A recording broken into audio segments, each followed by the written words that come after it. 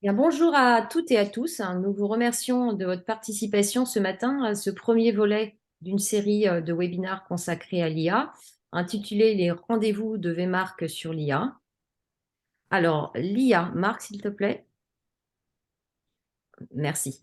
Donc l'IA aujourd'hui, on se rend compte que l'IA est de plus en plus présente aujourd'hui, aussi bien à un niveau personnel que professionnel. Elle suscite beaucoup de questions et d'enthousiasme devant ces avancées et ces prouesses. On dit même que l'IA est au cœur de la quatrième révolution industrielle. Donc c'est véritablement un réservoir d'opportunités pour réinventer des modèles d'affaires. Pourquoi cette série de webinars? Eh bien, nous avons tout de suite vu l'intérêt pour nos partenaires éditeurs et clients de telles solutions. L'intérêt pour nous de cette approche, c'est de montrer comment l'IA peut être intégrée en entreprise, comment en tant qu'outil, elle peut être utilisée pour aider ces mêmes entreprises à être plus performantes. C'est véritablement pas un gadget, c'est un défi fort intéressant pour les entreprises. Quelle est l'utilité, ou devrais-je plutôt dire les utilités qu'une entreprise pourrait avoir avec cet outil, ces solutions? Eh bien, elle pourrait par exemple automatiser ses processus complexes, développer de nouveaux produits et services, créer de nouvelles voies de vente, améliorer la maintenance de machines, améliorer l'expérience client, effectuer aussi des économies d'énergie. Donc, comme vous le pouvez voir, ce sont autant de débouchés, de bénéfices possibles et de cas d'usage pour les entreprises, mais qui semblent peut-être parfois pour certaines entreprises difficiles d'accès ou de mise en œuvre. Mais il existe des solutions. L'IA est véritablement en soi déjà une solution, une façon de faire. Ce n'est pas un objectif ou un but, ça, il faut bien le comprendre. Et nous avons aussi des outils comme ceux proposés par IBM qui nous permettent de mettre tout cela en place facilement.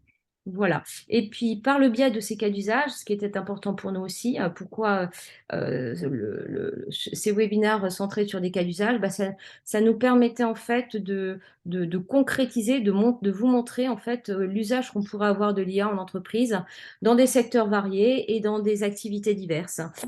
C'est pour ça que le premier webinaire sera consacré à l'IA dans le B2B.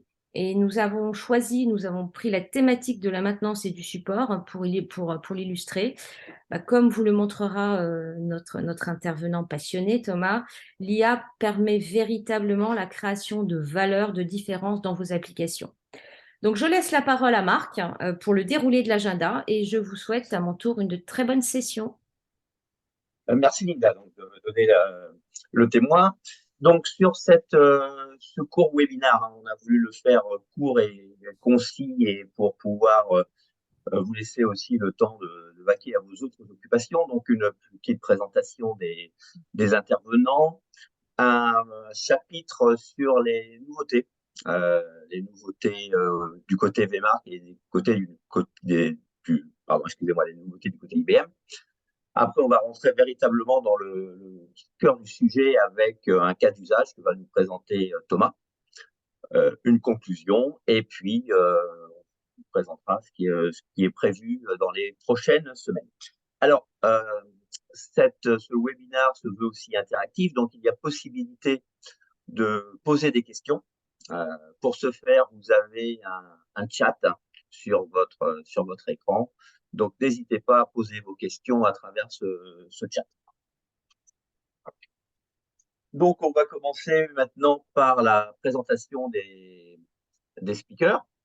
Donc, évidemment, les femmes et les enfants d'abord. Alors, il y a pas beaucoup d'enfants, mais alors on va faire les femmes. Par élimination. Voilà. Merci Marc. Alors, pour tous ceux qui ne me connaissent pas, Linda Ashlaf, je suis donc responsable de la structure VMark France. VMark France qui est partenaire IBM depuis 2003. Voilà, donc on gère un réseau de partenaires, éditeurs et de clients finaux. Voilà, sur certaines gammes de logiciels. Voilà, pour ma part. Eh ben, je laisse la main à Thomas qui va se présenter à son tour. Oui, merci beaucoup Linda. Très content d'être parmi vous ce matin.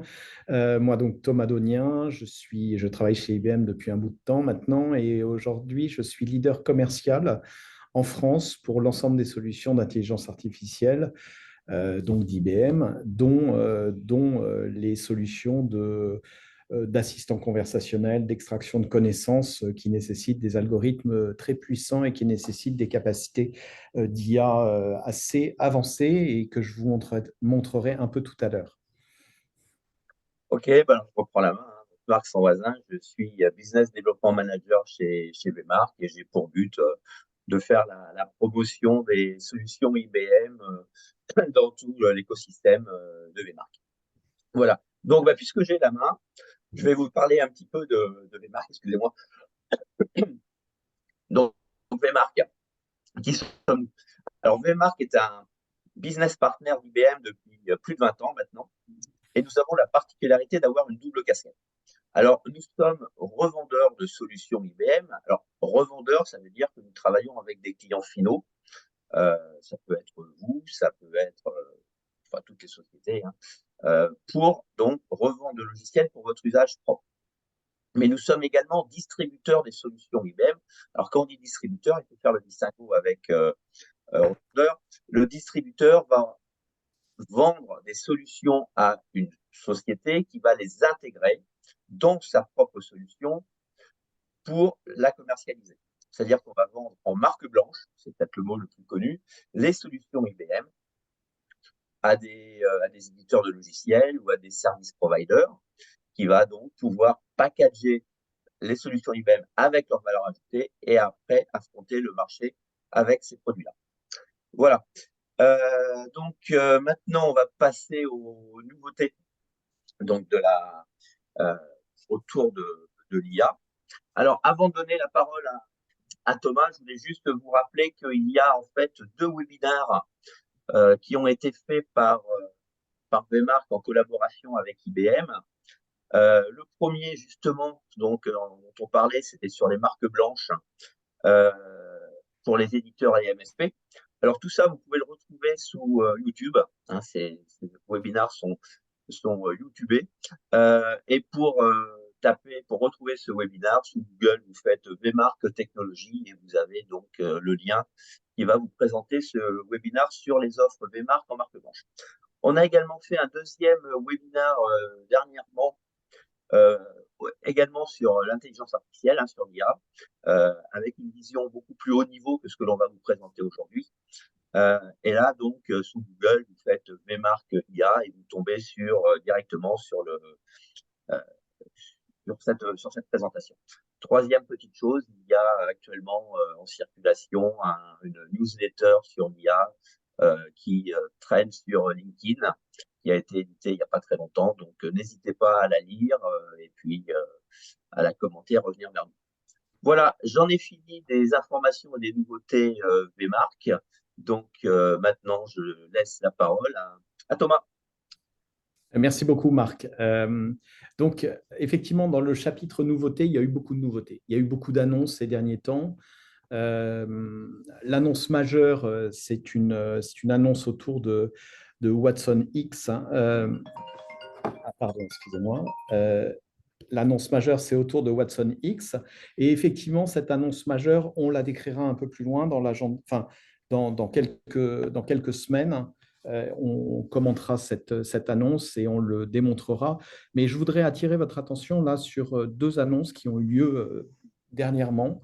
La première, c'est le fait que le Gartner a fait un classement des plateformes d'IA conversationnelles et IBM a été nommé leader et assez en avance sur pas mal d'acteurs, a été nommé leader en 2023 sur ces plateformes d'IA conversationnelles. Ça, c'est un point intéressant parce que ça nous positionne effectivement, ça nous positionne sur ce domaine comme vraiment très innovant, en fait, tout simplement. Et cette innovation a été reconnue ensuite dans le cadre d'un partenariat. Et ce partenariat avec SAP, qui embarque l'intelligence artificielle, a reconnu effectivement les principaux éléments que le Gartner a mentionnés. Premier élément du Gartner, c'est le fait que c'est simple à paramétrer. Excuse-moi, Marc, tu as été un peu vite là pour moi. Le premier élément du Gartner, c'est le fait qu'il n'y a pas besoin de code, ça va très vite à développer et on peut donc, au travers de templates en prime industrie, notamment sur les achats, embarquer des chatbots très précis. Et ça, c'est une des capacités que SAP a reconnues vis-à-vis de ça. Alors maintenant, quels sont les drivers exacts et en quoi SAP nous embarque? D'abord, SAP nous embarque en marque blanche, ça c'est un premier élément. Si on bouge sur la slide suivante, un petit aller-retour, hop. Donc effectivement, Watson Assistant est embarqué dans SAP, plutôt sur la dimension achat actuellement. Donc il y a deux fonctions majeures sur les achats. Et on a été embarqué parce que, un, on est leader des solutions IA, ce que j'ai évoqué précédemment. Deuxième point, on est embarqué dans les processus de l'application pour les employés et les clients. Troisième point, SAP veut moderniser effectivement le cadre de ces interfaces qu'ils ont fait d'un point de vue applicatif, mais aussi en embarquant, en fait, en remplaçant le chatbot qu'ils avaient mis en place, qui était un chatbot propriétaire, par le chatbot d'IBM. L'objectif, c'est la modernisation et surtout, au travers des chatbots, l'hyper-personnalisation de la conversation. Et enfin, le dernier élément, c'est un dialogue intelligent et intégré aux transactions applicatives. C'est un peu le miroir de ce que je disais sur les processus. Dialogue, ça veut dire que quand on saisit des éléments dans le chatbot, quand on répond à des questions, typiquement, on peut générer une demande d'achat, on peut générer, puisque c'est sur le domaine des... On peut vérifier un certain nombre de choses. Et le fait d'avoir ce dialogue, c'est le fait qu'on est de plus en plus en capacité d'automatiser des opérations qui interagissent entre l'être humain dans une langue, dans sa langue, et non pas dans le langage applicatif, et en interaction avec les informations de l'application, en création, en consultation, etc. Voilà, c'est ce que je voulais vous dire sur SAP, marque blanche. IBM en marque blanche dans SAP, c'est un exemple et ça illustre ce que disait Vmark tout à l'heure sur les logiques de marque blanche par rapport à des éditeurs comme vous. Si on passe à la suite, maintenant ce que l'on a souhaité avec Linda et Marc dans cette interaction, dans ce webinaire, c'est d'essayer d'être pratique, d'être orienté cas d'usage. Alors effectivement, c'est facile de faire de la théorie, mais c'est un sujet malgré tout très abstrait et on voulait l'ancrer. Alors, je vais vous donner quelques exemples, des exemples que je vais illustrer, d'autres qui vous permettent d'imaginer des choses. Mais le fait est, l'IA, dans le monde applicatif aujourd'hui, c'est le domaine de l'innovation et c'est le domaine de la créativité. C'est peut-être là où on va avoir des applications avec IA qui vont se démarquer des autres et qui vont permettre effectivement des nouveaux use cases, d'accélérer, d'augmenter l'efficacité opérationnelle, d'augmenter toute la logique effectivement de revenus et de coûts dans l'entreprise. Donc, premier exemple. Cas d'usage numéro 1, maintenant basé sur la connaissance. Alors, celui-là, il est génial. Moi, je l'aime beaucoup, tout simplement parce que c'est quelque chose qui parle, en fait. Imaginez une société qui fait de la maintenance, par exemple, de la maintenance de chauffage à gaz. En fait, on vient de signer un client et le client est passé en prod il n'y a pas très, très longtemps. Le besoin de ce client, eh bien, c'est une observation faite suite au Covid, avec le départ d'à peu près 80-90% de leur force de support, donc de leurs techniciens sur le terrain, donc avec une perte de connaissances. Et cette perte de connaissances, eh bien, les nouveaux embauchés aujourd'hui ne sont pas au niveau des autres. Donc, comment faire en sorte d'aider ces techniciens un peu moins au courant effectivement des différentes problématiques de ces chaudières, tout simplement en reprenant sur la base de l'expérience de ceux qui sont encore en place, de reprendre effectivement les docs, les pratiques, etc., de les synthétiser dans un chatbot et de permettre dans le chatbot d'avoir des questions-réponses, d'incorporer des images, d'avoir des réponses automates basées sur la connaissance. C'est un exemple. Je vous l'illustrerai aussi tout à l'heure. L'automatisation du support, toutes les entreprises logicielles, on ouvre des tickets, ferme des tickets, manage la discussion entre le client et l'entreprise. Voilà, ça, c'est un autre exemple et je vous le montrerai. Maintenance prédictive, on quitte un peu la logique de l'IA conversationnelle et là, on est plus sur la connaissance du passé et avec des algorithmes de deep learning et de machine learning, on est capable de prévoir potentiellement des pannes. Là où avant, on avait des plans plus systématiques, à dire que tous les 2 ans, on changeait telle pièce. Là, on n'a plus besoin de se dire tous les 2 ans. On peut l'anticiper avec quelques mois en disant, dans 2 mois, ta pièce, là, elle a un risque de rupture. Tu devrais la changer. Et peut-être que c'est non pas 2 ans, mais 2 ans et demi après la date de la première installation. Donc, on gagne 6 mois. C'est aussi une façon de mieux gérer, entre guillemets, de mieux gérer les coûts de la maintenance associés au matériel. Réalité augmentée, alors ça, c'est quelque chose, moi, qui me passionne. C'est le fait qu'on puisse coupler éventuellement une vision organique d'un engin mécanique et la logique de la maintenance. Donc, naviguer effectivement dans les pièces et vous imaginez que si c'est un engin mécanique, on pourrait envisager la même chose et c'est déjà envisagé comme ça avec la médecine. Et donc, au niveau de chaque organe, avoir des éléments de vision et des éléments qui permettent de comprendre suite à la réception éventuellement de plans pour les matériels mécaniques ou autres, et puis peut-être tout simplement les IRM pour le matériel humain, si j'ose dire, si vous me passez l'expression. Optimisation des plans de maintenance, donc vous imaginez bien qu'on peut aussi, dans les plans de maintenance, avoir des algorithmes d'optimisation sous contrainte. Voilà, maintenant je voudrais vous le montrer.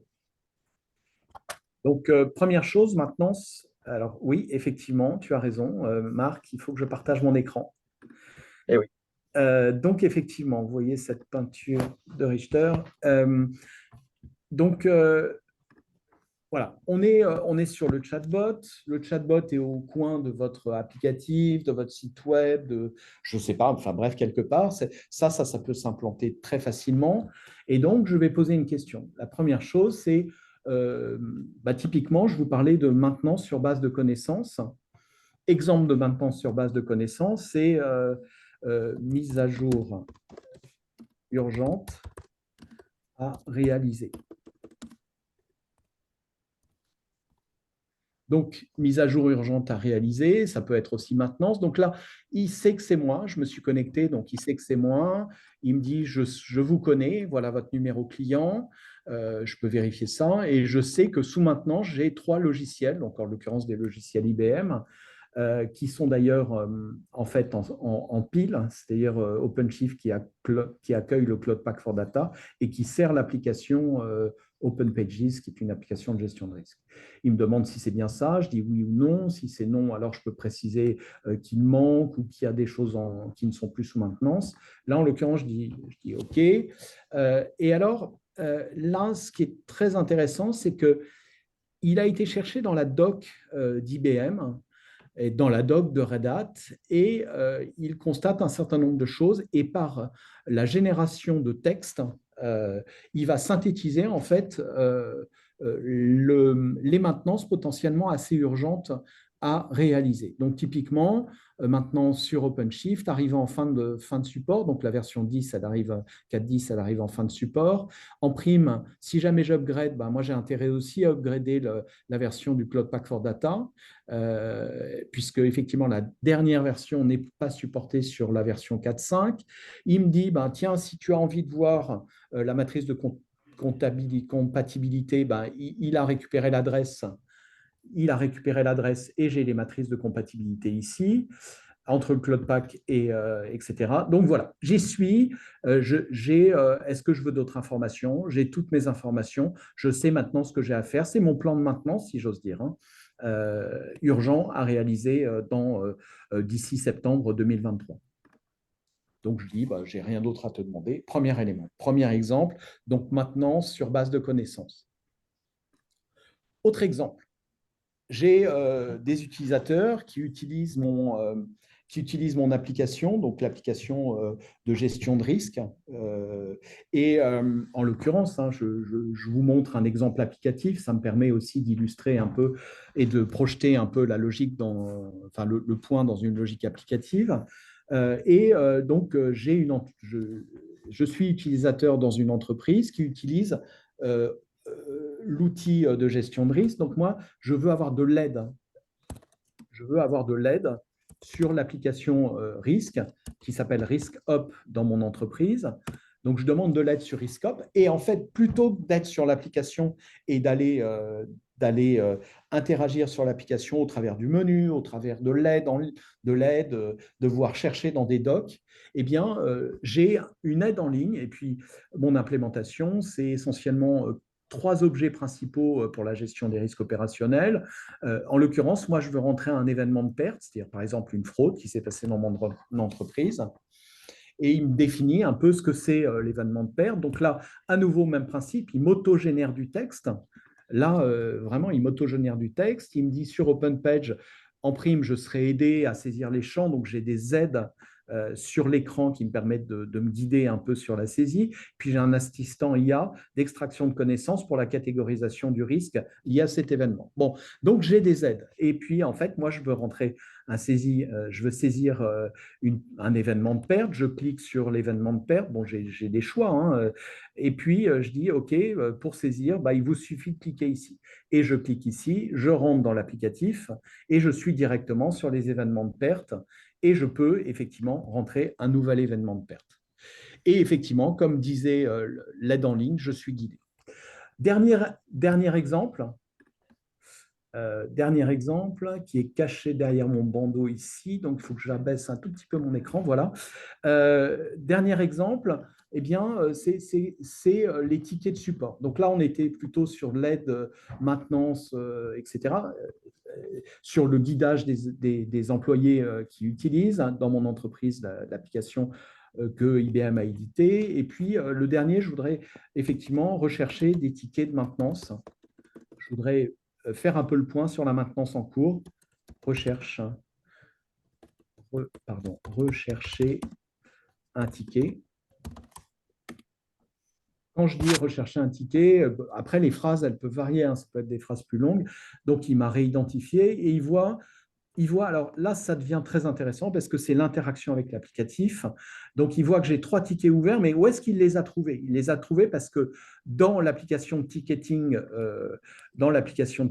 je vois que j'ai 3 tickets ouverts. Enfin, là, en l'occurrence, il interroge l'éditeur. Donc, l'éditeur voit que c'est moi, que j'utilise cet applicatif et que cet applicatif, aujourd'hui, a 3 tickets ouverts. J'en sélectionne un pour vérifier. J'irai sélectionner les autres après. Et là, à nouveau, par l'intelligence artificielle, il va m'auto-générer le résumé du problème en disant votre problème, c'est ça, il a été entré, la demande a été entrée et il y a un correctif qui a été trouvé. Vous trouverez le fixe ici et là, je clique dessus, je peux aller downloader mon fixe. Une fois que j'ai dit ça, bon, je l'ai downloadé. Maintenant, il me dit, je voudrais avoir la doc ou peut-être je n'ai même pas besoin parce que je suis trop habitué à impliquer les fixes. Mais là, en l'occurrence, je veux la doc d'install. Et même chose, il va me synthétiser par l'intelligence artificielle la doc plutôt que d'avoir tous les points. Eh bien, j'ai les points principaux en me disant, pour installer, il faut faire ça, ça et ça. Êtes-vous satisfait de la réponse? Ouais, je suis super satisfait. Et je voudrais conclure en vous disant que je vous ai montré 3 grandes capacités. 1, la logique d'IA conversationnelle d'entreprise. C'est-à-dire, l'entreprise va guider l'employé, le client, etc., dans le cadre de ce qu'il a à faire. Donc, l'épine dorsale, c'est un IA en mode conversationnel guidé. Et avec un certain niveau de langage, parce que c'est le niveau de langage que l'entreprise souhaite mettre à disposition de ses employés et de ses clients. Deuxième élément, l'intégration avec les applicatifs. Comme je vous ai montré avec les tickets, il a été cherché dans l'applicatif ticketing les tickets qui sont ouverts et il me les a remontés. Donc, il discute et il peut faire ça en recherche, mais il peut faire ça en création aussi. Autre point, je vous ai montré la synthèse, donc l'ouverture de l'IA conversationnelle avec l'IA conversationnelle l'ouverture sur l'IA générative, et ça, on aura une session beaucoup plus dédiée sur l'IA générative dans quelques semaines, et effectivement, cette IA générative permettant de répondre à des questions qui ne sont pas prévues dans l'épine dorsale de notre discussion. Donc, utilisation d'une base de connaissances, cette base de connaissances qui va permettre l'IA de générer des textes. Voilà, j'en ai terminé effectivement sur ces use cases. Si vous avez des questions, n'hésitez pas à les poser dans le chat, mais je repasse la main effectivement à Marc. OK, merci. Donc, donc, on arrive donc vraiment à la fin de ce webinaire. Donc, effectivement, questions, est-ce qu'il y en a? Alors, je vais regarder dans le chat et je vois 3 questions. Alors, la première, je pense que, bah oui, c'est pour Thomas, ça c'est sûr. Alors, je lis, hein. Je comprends l'application de cette fonction d'assistant conversationnel sur le domaine du support. Maintenant, c'est assistance aux utilisateurs. Est-ce que d'autres domaines peuvent être couverts, ressources humaines, finances, vente, etc., etc. Thomas, c'est pour toi, je pense, hein. Alors, la réponse simple, c'est oui. La deuxième élément, et c'est ce qu'avait évoqué Linda au tout début et ce que je vous ai rappelé ensuite, c'est que c'est un domaine de créativité énorme. C'est-à-dire qu'en fait, on peut raisonner sur l'ensemble des processus de l'entreprise et potentiellement sur certains éléments qui nécessitent une interaction, par exemple sur cette dimension IA conversationnelle, qui nécessite une conversation entre un employé et l'entreprise ou un client et l'entreprise. On peut imaginer pas mal de choses dans le monde RH, dans le monde de la finance, dans le monde du support déjà dit, dans le monde de l'interaction client. Je voudrais avoir des infos dans le catalogue sur telle chose, etc. Et puis, dans le domaine des call centers, bref. Et avec l'IA générative, donc la génération de texte, on peut imaginer encore plus de possibilités. Générer des textes dans le monde des audits, générer les textes dans le monde du reporting, générer de l'extraction d'informations pour éviter de manipuler des Excel. En fait, mais ça, j'évoquerai ça dans un webinaire plus tard. Marc, est-ce que… Oui, alors j'ai une autre question. Alors là, bah ça c'est pour Linda. Ah, je Bah, t'écoute. voilà. Vous parliez d'intégrer l'IA dans vos solutions en marque blanche, hein, c'est ce que moi j'ai présenté. Concrètement, comment cela marche-t-il? Bah, c'est très simple hein, dans le sens où IBM met à disposition de partenaires et d'éditeurs un contrat spécifique qu'on appelle le contrat ESA et qui permet justement d'intégrer des produits, des logiciels choisis dans les solutions métiers ou des solutions développées par des éditeurs. Donc c'est très facile enfin, il suffit juste de choisir les produits concernés, le mode de commercialisation et ça peut être lancé très rapidement. Il y a une grande réactivité des équipes IBM pour ce type de contrat. Donc, c'est très facile. Voilà. Okay. Merci Linda. Ah, le troisième qui… Ah bah voilà, ça fallait l'avoir celui-là. C'est Formi? Formi? Non, c'est pas Formi. Mais il y a le mot magique. Il y a le mot magique. ChatGPT, ça y est, on l'a. Ah!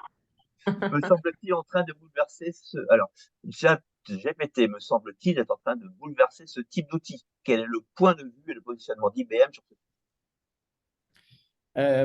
Donc, j'imagine que c'est pour moi, Marc. Hein, c'est ça, on est Évidemment, que c'est IBM qui parle. Oui.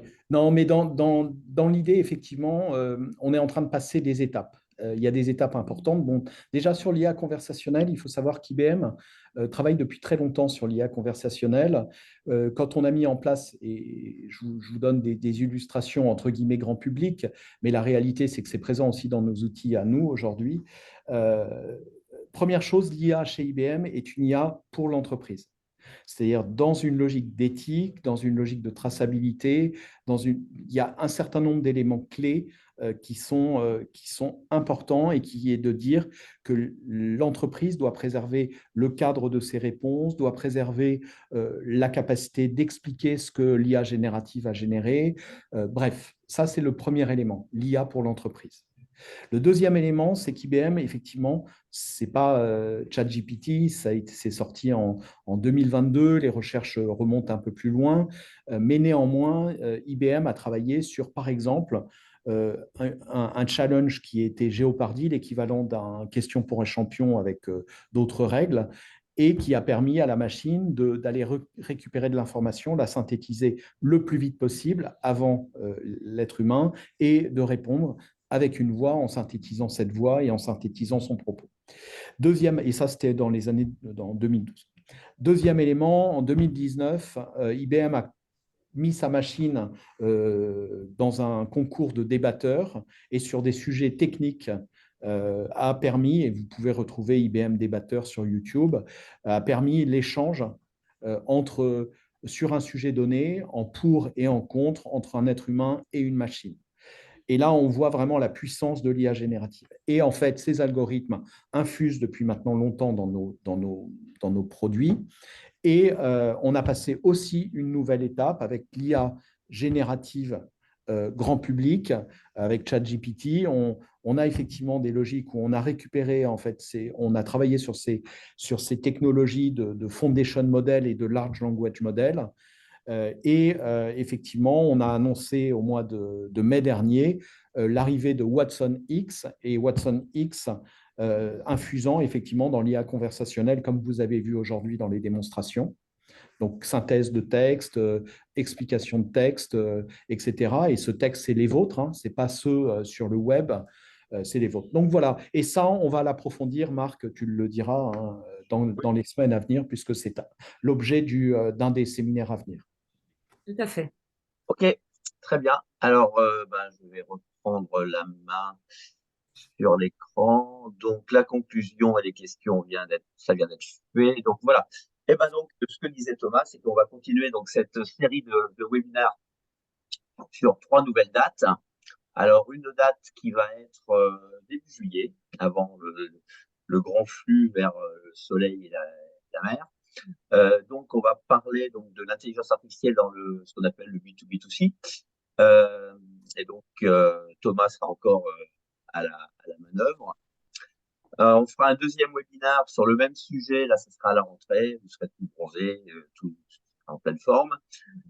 Et on finira donc avec un 4e webinaire. Alors, 4 pour l'instant, hein, si tout se passe bien, s'il y a de la demande, on pourra peut-être dépasser les 4. Mais pour l'instant, on en a prévu 4. Donc, sur les LLM, donc les large language models. Donc, comme vient d'exprimer Thomas sur Watson, Watson X, etc. Et ceci est prévu le 4 octobre. Donc, d'ici là, vous pouvez nous contacter. Hein, on reste joignable, Linda, Thomas ou moi-même. Vous avez nos coordonnées ou sous LinkedIn, hein, vous cherchez nos noms. Ils sont suffisamment rares pour tomber très facilement sur nos profils. Voilà, et écoutez, ceci sera le dernier mot de ce webinaire qui a tenu dans les temps, impeccable. Très bien. Je vous souhaite à tous et à toutes une excellente fin de journée et à très bientôt. À bientôt. Merci à tous. Merci. Merci beaucoup. Merci Thomas. Merci Marc. À très Merci bientôt. à vous aussi. Au revoir. Merci. Au revoir.